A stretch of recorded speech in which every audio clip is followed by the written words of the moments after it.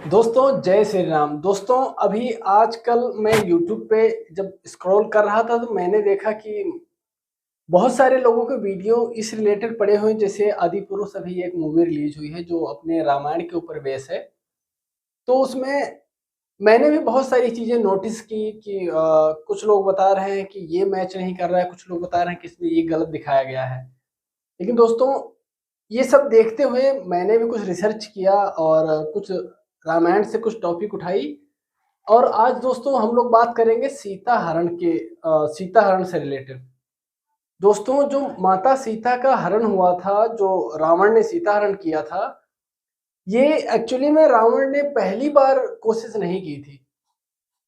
इससे रावण ये दूसरी बार रावण ने कोशिश की थी, तब जाके वो इसमें सफल हुआ था। जी हाँ दोस्तों, जो सीता हरण हुआ था ये इससे पहले भी रावण एक बार कोशिश कर चुका था माता सीता का हरण करने के लिए। ये दोस्तों बहुत पुरानी बात है। ये उत्तराखंड में सर्ग 17 में मेंशन है, उसमें लिखा हुआ है।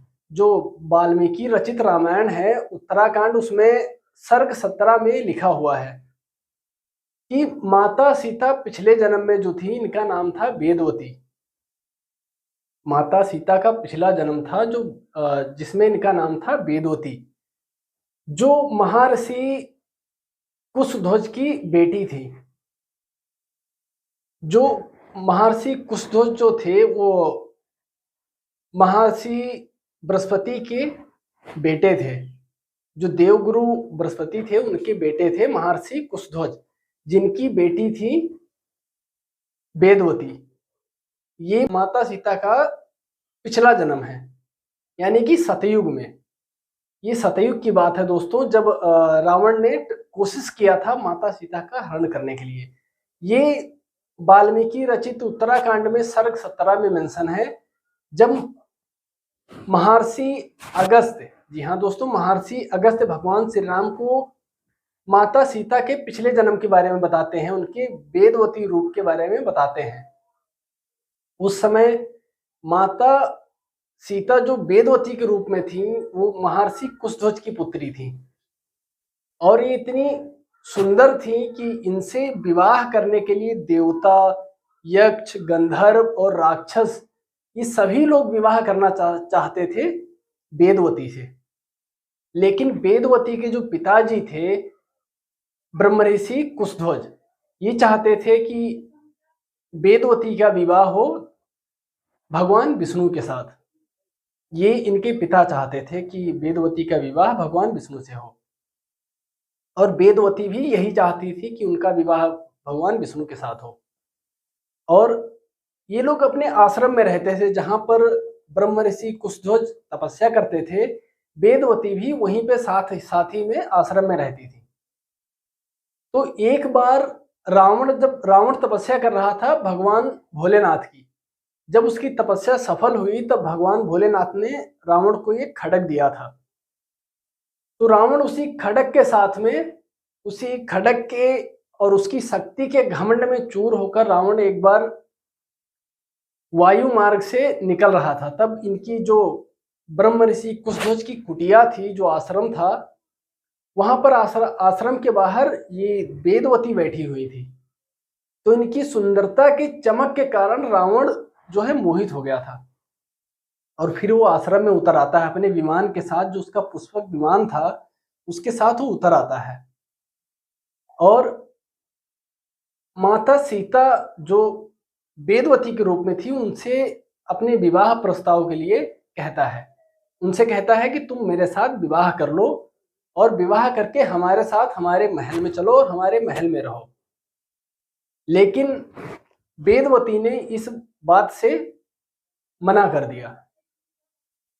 जब उन्होंने मना कर दिया रावण से विवाह करने के लिए, तो रावण क्रोधित हो गया। अब रावण को गुस्सा आ गई इस बात से कि उसको वेदवती ने अस्वीकार क्यों कर दिया, और वो इस अपनी अस्वीकृति पाकर रावण इतना ज्यादा क्रोधित हो गया कि वेदवती के केस पकड़कर, जी हाँ दोस्तों, माता वेदवती के केस पकड़कर रावण ने खींचना चाहा। वेदवती के बाल पकड़कर जब रावण ने खींचा तो वेदवती ने गुस्से में आकर अपने केस काट दिए। जी हाँ दोस्तों, माता वेदवती ने गुस्से में आकर क्रोधित होकर अपने बाल काट दिए। जहां से रावण ने पकड़ा था वहीं से माता ने अपने बाल काट दिए थे और बाल काटकर रावण से ये कहा था, चूंकि तुमने मेरा अपमान किया था तो तुम्हारी मृत्यु के लिए मैं पुनर्जन्म लूंगी। और इतना कहकर वो अग्नि में समा गई थी, यानी कि उन्होंने अपना देह त्याग कर दिया था, अग्नि में समाहित हो गई थी। लेकिन अग्नि में समाहित होने से पहले, जी हाँ दोस्तों, अग्नि में समाहित होने से पहले माता वेदवती ने रावण से कहा था कि मैं तुम्हारी मृत्यु का कारण बनूंगी, क्योंकि तुमने मेरा अपमान किया है, इसीलिए मैं तुम्हारी मौत के लिए, तुम्हारी मृत्यु के लिए मैं पुनर्जन्म लूंगी। और जो मैंने धर्म किए हैं, पुण्य किए हैं, इसके अनुसार ये अपने धर्म और पुण्य के प्रभाव से, मेरे तप के प्रभाव से मैं गर्भ से जन्म नहीं लूंगी। जी हाँ दोस्तों, ऐसा माता वेदवती ने रावण से कहा था कि मैं तुम्हारी मृत्यु के लिए पुनर्जन्म लूंगी, लेकिन गर्भ से जन्म नहीं लूंगी, मैं अवतरित होंगी, अवतरित होंगी, लेकिन गर्भ से जन्म नहीं लूंगी। उसके बाद माता जो थी वो अग्नि में समाहित हो गई थी। फिर उसके बाद, जी हाँ दोस्तों, फिर उसके बाद माता का दूसरा जन्म होता है जो अवतरित होती हैं। और दोस्तों, जब वो माता सीता के रूप में आई थी तब जाकर के रावण ने उनका अपहरण किया था। पहले अपने मामा मारीच से कहता है सोने की मृग बनने के लिए। जब वो सोने की मृग बनता है तब जाकर के रावण इसमें सफल हो पाता है, माता सीता का अपहरण करने में।